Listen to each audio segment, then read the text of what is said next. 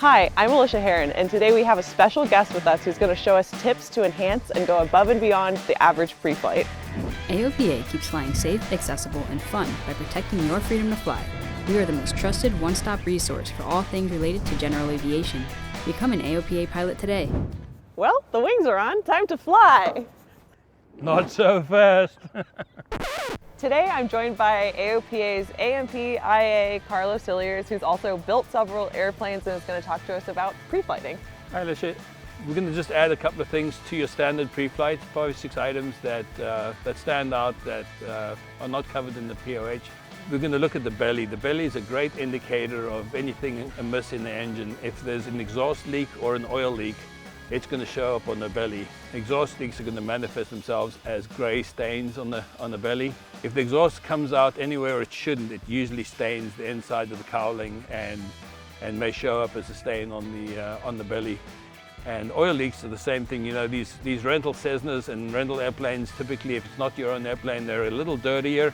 As long as the dirt is dry and sort of a matte finished, it's not that bad. But if it's a wet slick of oil, that's sort of cause for concern. And take a look, do some further examining and see if there isn't a catastrophic oil leak going on. And I've seen oil leaks on aircraft that literally slick up the entire belly, and it's not a pretty picture. Cool, so thanks for telling us all those tips about the belly. You also mentioned something about the flaps. Yeah, one of the things, especially on the 172, that is often overlooked in the pre-flight, everyone obviously drops the flaps on pre-flight, and they check the flap tracks and they check the flap bearings, the rod end bearings. One thing to do though is to give the flap a good firm tug, and if you look at the skin area above the 2 flap tracks, if you see significant oil canning, which is distortion of the metal, that's a sign that the airplane has been actually damaged. The flaps have been oversped and it cracks the lower flap tracks. So that's usually something that mechanics check on an annual, but it's a great idea to check that on pre-flight too, because it'll prevent further damage. Cool. So another thing you mentioned was a special way that you can check the elevator to make sure it doesn't have any structural issues. Can you tell us more about that? Yeah, and this just lays into the whole concept of be aware of what the plane is trying to tell you. And we had a really good instance a couple of years back where a very astute CFI was doing a pre-flight on the 172, and she moved the elevator and she noticed that the stabilizer, the horizontal stabilizer, was making a clunking sound, and she said, this doesn't seem right. And so they called me in, and it turns out that there was actually a repair defect, and the elevator was really grossly misaligned and actually had to be replaced. But because she paid attention to things other than just looking at it and moving it, she said, wait a minute, this doesn't seem right. And the way that it felt and how it wasn't smooth. Exactly, right? Yeah. So with the elevator, we're just looking for smooth action of the elevator and you know, the weight that you're familiar with. Something that I've done before is I've rested my headset on the yoke, and then it feels like a different weight, and it feels weird, or it kind of gets stuck. So, you know, when you're pre-flighting, don't rest your headset there, because it'll make the controls feel different than what they should feel like. And then you were saying that we should also be checking for the stress. Yeah, exactly. And the area where this particular issue was found is right here. And you think, well, this is completely independent of the elevator, but the stresses in the elevator made this structure oil can, and there was a pronounced tunk sound as they were moving the elevator up and down. And what does that oil can stress mark look like? Just literally like the ring of an oil can? Or? No, you can't see any. It just sort of twists the metal, so it's almost not visible. It's more audible than visible. Okay. Something we talk about a lot on the pre-flight, and that you do every time before you fly, is you check the quality of the fuel, and you check to see if there's water, if there's sediment in it. But most people have never actually seen what that looks like. So water is heavier than fuel, and it will go to the bottom, right? And it's got a slightly different look, clearer than the blue fuel. Okay, so we'll see what it looks like when you add just a little bit of water to this fuel here.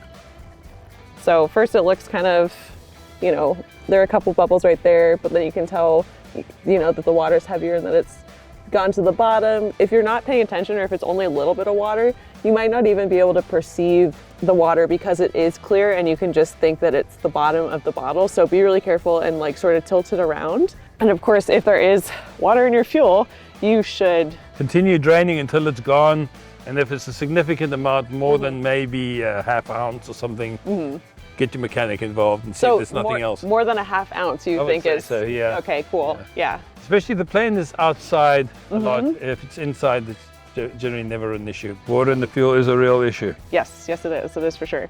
And you told me something fun about the top of the. This is a GATS jar, and the nice thing about it is, if you find obvious water in the fuel, I wouldn't just dump it directly back into the tank. But if there is a tiny amount of water, this mesh that's on the top of the lid prevents water from going back into the airplane's fuel filler when you put the fuel back in. So water doesn't like going through fine mesh filters, and fuel does. Right. But something for this amount of water, you would not try to. I don't. Okay, so. cool. Yeah. Good. I'd use it to clean something maybe. Yeah, that's a good idea. So it can be Don't reused. dump it on the water, on the ground. As a CFI, something I look for when I'm getting an airplane to go fly, I rent, I don't own my own airplane, so there are many different people flying it. I think it's a little bit different when you own your own plane and you know who's flown it last. But in the case of being a renter, you don't know who's flown it last, so you have to do an extra thorough pre-flight. And something else I look for is the quality of the oil. The oil, if it's really, really new and clean and beautiful, it should indicate to you that it recently came out of maintenance. And when a plane has just come out of maintenance, there are little bugs that might not have been caught. So something to be aware of when you're getting into a plane and you notice that the oil is really, really fresh, especially as a renter, is to be extra careful and be aware that something, might not have been caught on its first flight back. So just something I look for that I think might help you when you're flying.